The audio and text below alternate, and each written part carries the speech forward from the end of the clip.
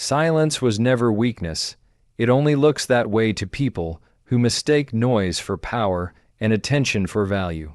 For a long time, you were present, available, explaining yourself, trying to be understood, trying to keep things alive through words.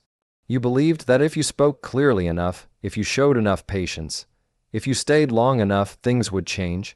But what actually happened was simple and painful at the same time. The more you explained, the more your value got diluted. Your voice became familiar, predictable, and eventually easy to ignore. So when you finally went silent, it wasn't an emotional reaction. It wasn't anger. It wasn't a test. It was the moment you realized that access to you had been taken for granted for too long. Silence became the line you drew when words stopped carrying weight. You didn't disappear to hurt her. You disappeared because staying was hurting you. People assume silence means you lost, that you had nothing left to say, that you couldn't handle the distance, but the truth is, silence often comes after understanding, not confusion. You didn't go quiet because you were unsure. You went quiet because you were finally clear about how little effort was being returned, clear about how your consistency was being met with uncertainty, clear that explaining your worth to someone who benefits from misunderstanding it is a battle you can never win. When you stopped talking, you stopped negotiating your self-respect. You stopped lowering your standards just to keep someone comfortable. You stopped offering emotional access to someone who hadn't earned it anymore. Silence was the boundary that didn't need permission or approval. It didn't require an announcement. It simply existed, firm and unmovable. She didn't expect that kind of silence. She expected frustration, maybe anger, maybe one last message asking for clarity. Because as long as you were reacting, she still had control. Reaction meant availability, emotion meant attachment, words meant you were still in the game, but silence removed you from the equation entirely. And that's what changed everything. In silence, you didn't shrink, you solidified. You reclaimed time, energy, and emotional focus that had been leaking through constant explanation. You began to realize how much of yourself you had been giving away for the hope of being understood. Silence returned that power to you. It forced you to sit with yourself, and in that stillness, you discovered something important. Your worth was never dependent on being heard by her. It was dependent on how you treated yourself when no one was listening. This kind of silence isn't dramatic. It's calm, it's disciplined.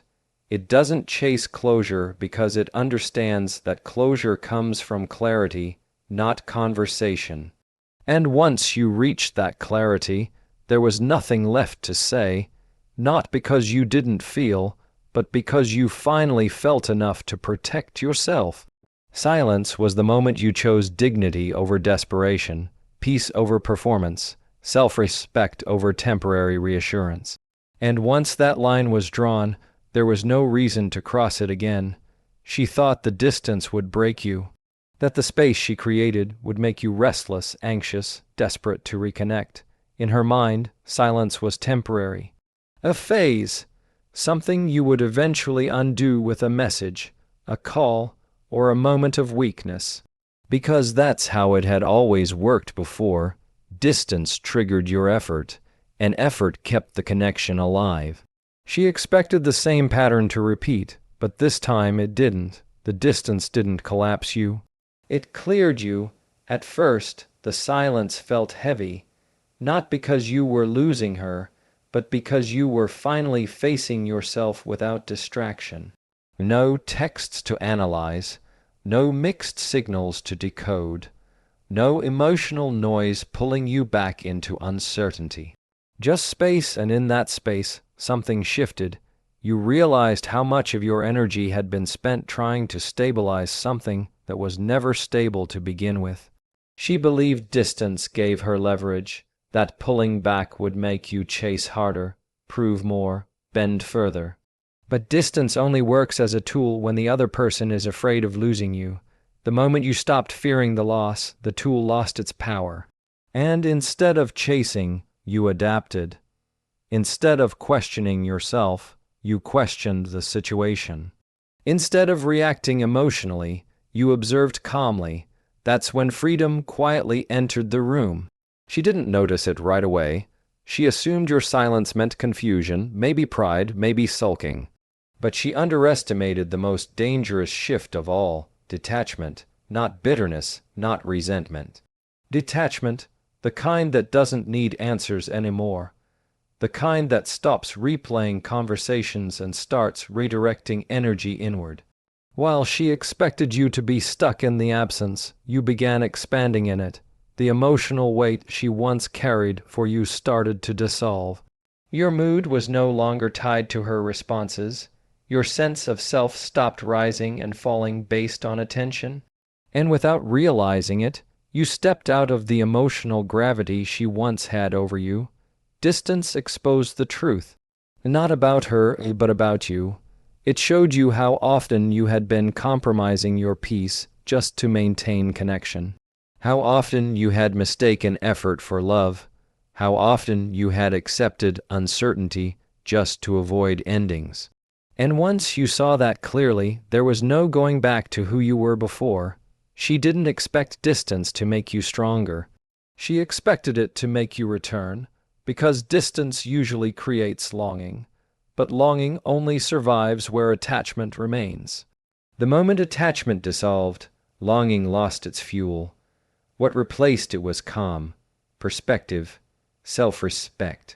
And here's the part she never anticipated. Once freedom tastes real, it's impossible to pretend you don't notice it. Silence stopped feeling like punishment and started feeling like relief. The pressure to perform, to explain, to prove it all faded. You weren't trying to win her back anymore. You were finally standing on your own ground. Distance didn't end the connection. It ended the illusion, and when that illusion fell, what remained was clarity, the kind that doesn't need words to survive. While she waited in silence, expecting a message, a reaction, or some sign that you were still emotionally within reach, something very different was happening on your side. The absence didn't leave a void, it created space. And in that space, you began rebuilding parts of yourself that had been neglected for far too long. Not loudly, not for attention, quietly, consistently, you stopped waking up with the urge to check your phone first. You stopped measuring your day by whether she reached out or not. Slowly, your focus shifted from her responses to your own direction. Time that was once consumed by overthinking, replaying conversations, and waiting for validation started getting invested elsewhere. Into your body, your mind, your discipline, your future. She assumed silence meant stagnation, that you were frozen, stuck in the same emotional loop, just without words. But silence became motion.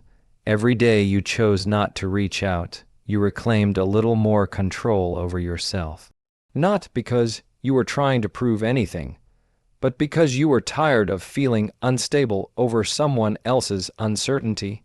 This is where the real transformation began, the kind no one sees in real time. You didn't announce changes. You didn't post progress. You didn't seek reassurance. You built routines. You strengthened habits. You sharpened your standards. You began acting like someone who didn't need permission to move forward. And while she listened for your voice, waiting for the familiar version of you to return, that version was disappearing. You started noticing how much calmer your thoughts became without constant emotional negotiation. Decisions felt cleaner. Reaction slowed down.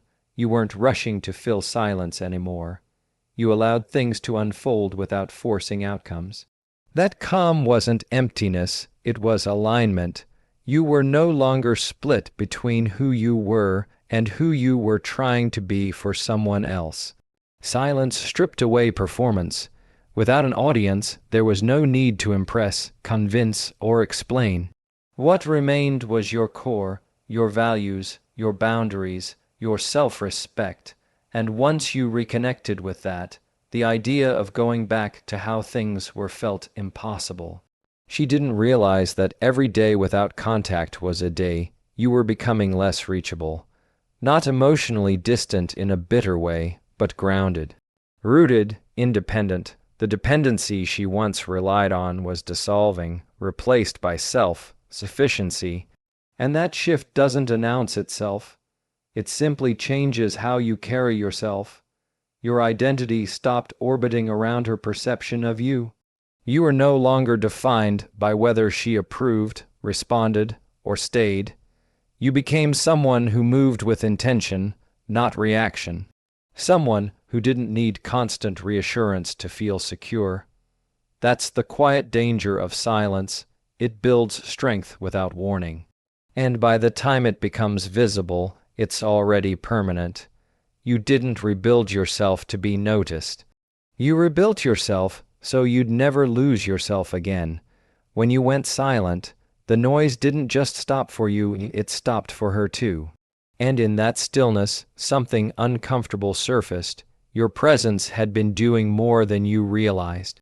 It had softened consequences, absorbed uncertainty, and provided reassurance even when things were unclear. As long as you were there, responding, explaining, and staying emotionally available, reality stayed manageable for her. Your silence removed that buffer.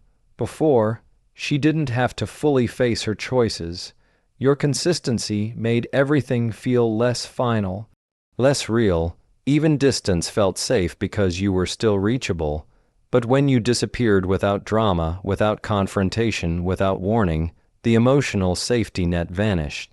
And suddenly, she was left alone with the weight of what had changed. Silence has a way of amplifying truth. Without your voice filling the gaps, her thoughts grew louder. Questions she could once avoid started demanding attention. Was she too careless, too confident that you'd always be there, too comfortable receiving without giving? These aren't questions anyone likes to face, but absence doesn't negotiate, it exposes. You didn't accuse her of anything. You didn't list mistakes. You didn't demand accountability. And that's exactly why it hit harder. There was no argument to deflect, no emotional exchange to control. Just the unmistakable message of absence. Sometimes the most confronting response is no response at all. Your presence had covered more than moments. It had covered patterns. Patterns of delay, patterns of uncertainty, patterns of emotional imbalance. Silence peeled those layers away. Without you absorbing the discomfort, she had to sit with it herself. And that's where realization begins. She might have tried to rationalize it at first, told herself you were just busy, that you'd return, that nothing had really changed. But as time passed, those explanations lost strength. Because silence that lasts isn't accidental, it's intentional, and intention carries meaning. The absence forced her to reflect not on what you said, but on what you stopped doing. No more reassurance, no more emotional labor, no more patience on demand, and in that withdrawal, the value of your presence became clearer than it ever was when you were still there.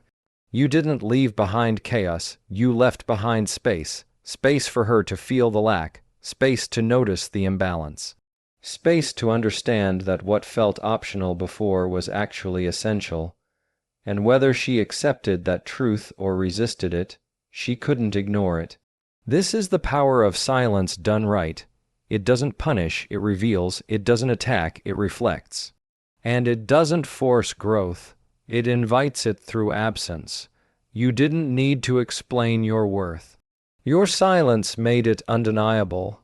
At first, she didn't believe you were really gone. Silence can be confusing in the beginning because it still leaves room for hope. A few hours mean nothing, a day can be explained, even a week can be dismissed as pride or distraction. She told herself you'd resurface, that this was just another pause before things returned to familiar patterns. Because that's how it had always been. Silence ended when you reached out, but this time silence stayed. The realization didn't come all at once. It arrived slowly, quietly, in moments she didn't expect, when she checked her phone out of habit and saw nothing, when she remembered something and had no one to send it to, when a problem appeared and your steady presence was no longer available. That's when the absence stopped feeling temporary and started feeling permanent. Consistency is what made it real. Not blocking, not dramatic goodbyes, not emotional closure speeches. Just the same outcome every time, no reaction. No response, no return, day after day. Silence didn't fluctuate, it didn't soften, it didn't bend, and that's when she understood this wasn't a phase. It was a decision. There's a specific moment when hope collapses, when the mind stops waiting and starts accepting. That moment hits harder than any argument ever could, because arguments suggest attachment, silence suggests detachment. And detachment removes leverage completely. She replayed conversations differently now, not to argue back, but to search for the exact point where things shifted. The moment she assumed too much, the moment she delayed too long, the moment she thought you'd always be there no matter what. And with each memory, the truth sharpened. The door hadn't been slammed, it had been closed calmly. What made it heavier was the lack of resentment. You didn't leave angry, you didn't leave loud, you didn't try to make her feel guilty. That absence of emotion was the loudest message of all, because when someone leaves without chaos, it means they've already processed the pain. And when pain has been processed, return is unlikely. She realized you weren't waiting for an apology. You weren't trying to be convinced, you weren't holding space for negotiation, you had moved past the stage where explanations mattered. And that's when it truly settled in, the version of you she had access to no longer existed. This wasn't about punishment. It was about finality. Silence became the evidence that something had ended not in anger, but in clarity. And clarity doesn't reverse itself easily. The moment she realized you were truly gone wasn't dramatic. It was quiet, heavy, and irreversible. You didn't go silent to be missed. That was never the goal. Wanting to be missed still keeps you tied to someone else's awareness, someone else's reaction. And by the time you chose silence, you were done living that way. You didn't disappear hoping she'd feel the loss. You disappeared because you finally felt yourself. For a long time, your actions were shaped by how they might be received. Would this message fix things? Would that conversation change her mind? Would staying quiet make her reach out? Even when you tried to detach, there was still a quiet hope underneath it all. But silence stripped that away. Not all at once, gradually, until one day you realized you weren't waiting anymore. Freedom doesn't arrive with fireworks. It arrives with relief, with calm mornings, with less tension in your chest, with the realization that your peace no longer depends on someone else's decisions. Silence created that environment. It removed the constant emotional monitoring, the need to check, interpret, and react. In its place came stability, internal, self-generated, unshakable. You stopped asking, "What will this do to her?" and started asking, "What does this do to me?" That shift changed everything. Your choices became aligned with your values instead of your fears. You no longer needed validation to confirm your worth. You no longer needed closure to move forward. You had already closed the chapter by choosing yourself consistently. This is where silence becomes irreversible, not because of pride, not because of stubbornness, but because you outgrow the version of yourself that would go back. The emotional environment that once felt familiar now feels constricting. The uncertainty that you once tolerated now feels unnecessary. Growth makes certain doors feel smaller every time you consider reopening them. She may or may not understand this. She may interpret your silence as punishment, ego, or coldness, but understanding was never required. Freedom doesn't need to be explained, and once you've experienced life without emotional chaos, the idea of returning to it feels unnatural. You didn't go silent to send a message, you went silent to stop receiving the wrong ones. Silence protected your focus, your energy, and your future. It allowed you to move forward without dragging the past behind you. And the most powerful part is this: even if she never reaches out again, even if she never regrets anything, nothing changes for you. Because your silence was never about her reaction. It was about your direction. You didn't go silent to be remembered. You went silent to move on, and that's why it worked.